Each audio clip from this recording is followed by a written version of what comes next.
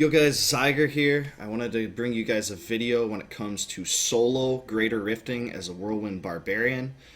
This video is designed to show you a representation of a build that can do greater rifts, 48 to 55 plus, maybe a little bit higher, guys. So I just want to give you a breakdown of what I'm doing here, what the gear is for this, what kind of gems you need, the abilities and passives, your Paragon points, and also show you a little bit of the gameplay. So let's get into it.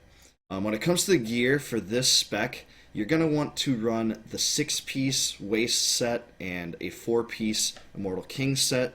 The way that we can do this is by running a Royal Ring of Grandeur. You're going to want one with 50% crit hit damage and a socket. So it took me a little bit to get this, but you can get this from farming. If you get one with a socket, roll it off, or roll the other characteristic to crit hit damage. You're going to want to run Boulder Breaker, otherwise this setup's not going to work. I happen to have a pretty good ancient one, and this way I have the gloves and the waist and the Boulder Breaker weapon to give me a 3-piece bonus, but up to 4-piece with the Ring of Royal Grandeur. This isn't the best rolls. This is a pretty good Immortal King Ancient Boulder Breaker, but if I could have it, I would take the life per hit off for attack speed or vit. Life per hit is decent, but with Whirlwind, actually, it's kind of nerfed when it comes to Whirlwind because Whirlwind hits so fast, so we get some diminishing returns from life per hit. But that's the way we go. Basically, you're looking to put your top Immortal King piece other than the belt and the weapon in the mix. So my best one happens to be my gloves other than my waist set, so I put that in there. You're going to want to have a strength vit, resistance, life, shoulders probably. With the helmet, it's really good to have high strength, high vit, and crit. Alternatively, if you can afford to drop some of the survivability, which is advisable, especially if you have vit on your weapon, you can do strength, crit, and whirlwind. I don't really have a helm that's as good for that. Waist chest, you want the reduction from elites roll on this. Legs, you want an all resist legs for sure. I don't have an ancient one yet. With the belt, you want strength vit, all resist, and you can go life per fury spent, or you can go life percentage. It's kind of up in the air as to which is better. Both provide some benefit. If you're really low on life, I would recommend taking life, but if you're not, as you can see, I have 860 in this setup. You can go with this one. The boots, you're going to want an all resist boots with whirlwind damage, still rolling that up to 15. The Reaper's Wraps is going to generate a lot of fury because when we're picking up globes, and you'll see how we generate those, you're going to really increase your fury by a lot, and this is going to give you so much sustain. You're going to need this bracer. It's best in slot now, basically. Neck, any well-rolled neck, but really Hellfire is great here, especially if you can get a Hellfire with one of 6 passives that are really good, something like Ruthless, Rampage, Superstition, Brawler, Weapon Master. Any of those are very good. This one is a pretty good neck, but it doesn't really benefit me that much with its secondary. I'm looking to get a Hellfire Amulet, and we'll see some benefit there. So when it comes to rings, like I said, the Ring of Royal Grandeur and the Unity provides a lot of survivability. It's pretty much needed once you get to this point because we're whirlwinding through a lot of abilities, a lot of mobs, electrified, poison, fire, stuff like that. You're definitely going to want. When it comes to your Templar boy, my Templar boy has physical shield here. You're going to benefit from that a little bit with the Bulkathos wedding ring. You really only need 150% crit hit damage in total. I just rolled this neck up as, a physical neck. You got your Unity here. The Ujangdo is really good because it freezes mobs below a certain percentage, including the Rift Guardian. Mine's 20%. That's pretty good. With this, it just allows my follower not to die. So my Templar is doing a lot of damage. I got good gems on him. Let's talk a little bit about the abilities. So, first of all, Blood Funnel. This is allowable to take as a physical spec because I have the benefit of the 6-piece waist set, which gives me Dust Devils anyway, so might as well take Blood Funnel. Helps your life sustain quite a bit. Generates a ton of life while you're whirlwinding all around. Alternatively, if you want to go Wind Shear, you can go Wind Shear here as Lightning. and change your Call of the Ancients to Together as One. This is a viable spec that some people run for Greater Rifts, but I happen to like the physical. The benefit to this is that your Ancients are going to give you an additional 50% damage reduction, but that will hurt your Fury generation to a point too, except for the fact that this generates some. So it's basically a trade-off. Rend. Alright, Rend is something of a secondary spender that we're going to use in this build. I have Bloodbath attached. Remember, with the 2-piece bonus here, it increases the damage and duration of Rend. Alternatively here, especially if you're playing in a group, you can go Mutilate. Mutilate allows you to chill the mobs that you rend, which gives you an additional 10% from all sources, so that affects the entire party. Very good. But for the purposes of this video, this is for solo, we're going Bloodbath. Warcry with Invigorate. This just gives you a little bit more survivability, plus generates a little bit of fury for you when you need it. Battle Rage. Now here is where there's a few choices. Swords to Plowshares is what I use, and it really just allows me to generate many more health globes, which allow me to increase my fury with the Reaper's Wraps as they drop. Like I've said in other videos, Bloodshed and Into the Fray are also very good. Into the Fray, especially if you kind of have lower than average crit. But this one is fantastic. So guys, if you're doing this build that I'm showing you and you don't really have any fury issues, go Bloodshed. It's really good. It's a big damage boost, especially when you're whirlwinding through stuff. It just increases your damage by quite a bit. I'm going to go Swords to Plowshares.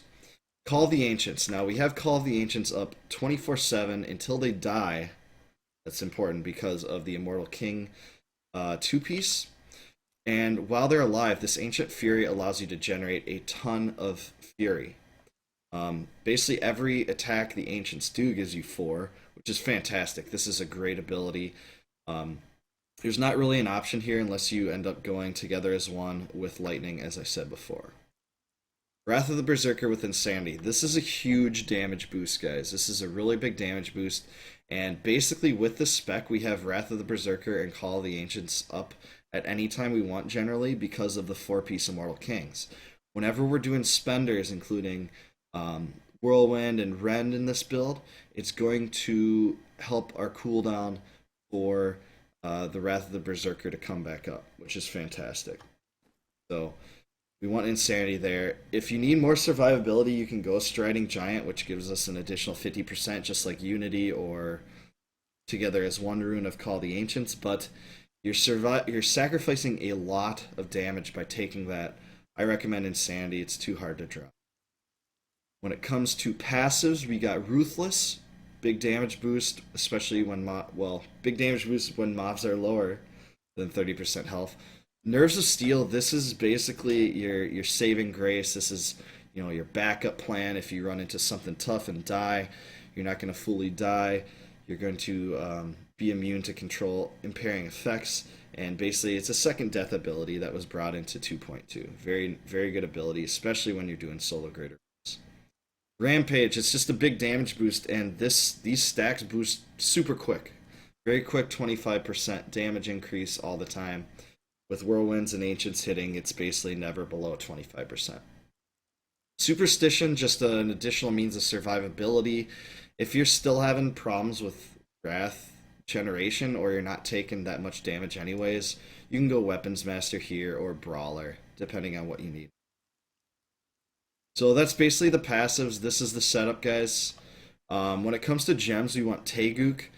Taeguk's an amazing gem with this setup because the stacks build like crazy, and it's going to benefit your survivability and your damage while they build up. It's very hard for them to drop unless you completely neglect those stacks, so it's a great gem. Bane of the Trapped, big damage increase. It boosts itself. It's pretty much always hitting when you're doing your whirlwinds, and great damage boost. Pain Enhancer, great damage boost over time. You get Blood Frenzy plus the bleed damage. It's very good. Let's talk about Paragon Points real quick. So with this spec, under core you want max fury and movement speed, number 1 and 2 priorities. Remember, if you have movement speed on your boots, don't take the full amount, but with this setup you don't want it on your boots. Then dump the rest into strength. You want maximum fury to be increased because you'll get a little bit more benefit out of health globes. Offense, you want crit hit chance and crit hit damage, number 1 and 2 priorities. Then you want attack speed. Attack speed is good for this build because it allows you to reach breakpoints, and attack speed is very important for Whirlwind and the Dust Devils that come out of the Whirlwind.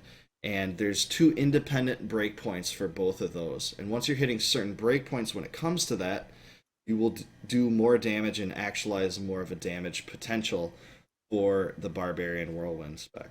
So it's very good. Cooldown reduction will help you to a very minimal extent. It'll allow you to bring up, Warcry and Wrath of the Berserker up, but it's not as important. As far as the breakpoints themselves, that information is out there on the net. I'm thinking about doing just a short video on the breakpoints eventually in the future, but really you can take a look at that information. You can see that my attacks per second are relatively low with this weapon, but once you clear certain breakpoints, you'll do more damage. Overall, that's as simple as that I can put it.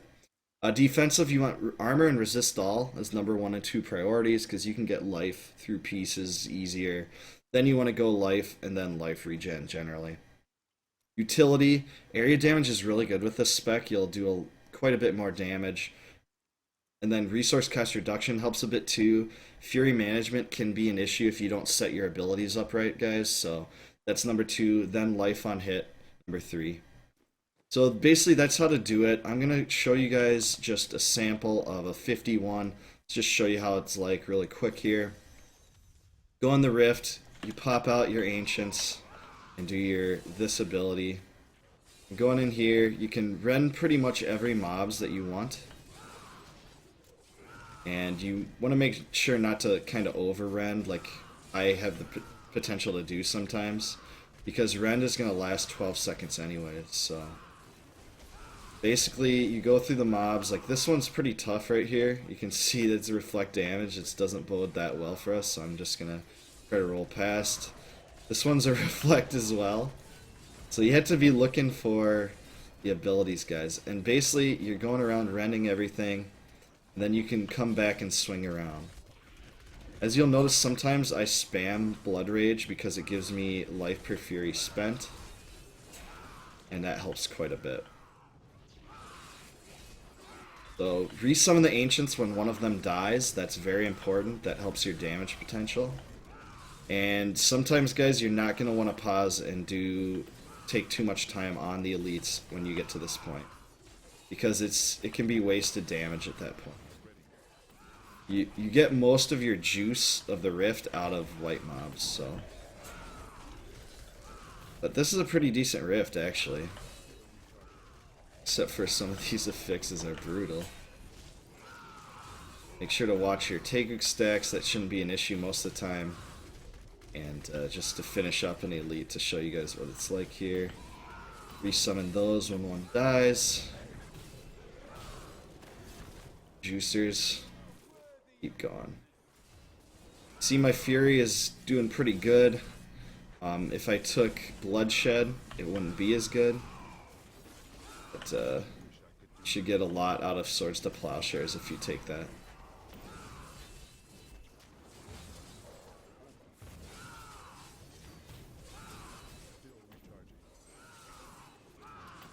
Run some more boys up here. All around. Yeah, making just a long trail of mobs that I'm going to go back and finish off here. Rend the ones that I haven't. Try to do your best at that. You'll see the rend icon above the mobs that are rended. So you'll get some RNG when it comes to mob types. Zombies are great. We group them up together super fast. This is basically how to play the spec, guys. Rift Guardian will take a long time. Some Rift Guardians are really brutal, especially Poison Boys. Raziel's really tough for us, and there's some others. But that's pretty much it, guys, and I hope you enjoyed this guide. Gonna bring some more video content in the future, but this should help you out if you're going to do a solo Whirlwind spec. 6-piece, 4-piece is generally the meta right now. There might be some alterations to that, but this spec is definitely viable and able to get, I think, 55 to 57 this season, 58 maybe with RNG. I think it's going to be very competitive with Furious Charge. Even if Furious Charge ends up beating it in the long run, which it might, I think this is going to be very competitive, very viable. So hope that helps you guys. That's the Barbarian Whirlwind solo spec for Greater Rifts. And check me out on stream, twitch.tv/Xygor. And see you in game, guys. Peace.